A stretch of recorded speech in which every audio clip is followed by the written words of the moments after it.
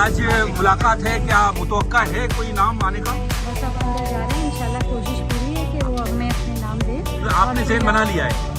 जहन देखें वहाँ जाके क्या होता है, अंदर जाके मुशावरत शुरू होती है और उसके बाद बताते हैं कि अगर आज कोई हतमी नाम सामने नहीं आया तो क्या समझे कि फिर ये कमेटी को जाएगी या नहीं, कल का दिन बाकी है। हाँ, कल का दिन भी बाकी कल का दिन है, तो आज समझ लें कि फाइनल हो जाएगा है। इंशाल्लाह कोशिश है, कोशिश की।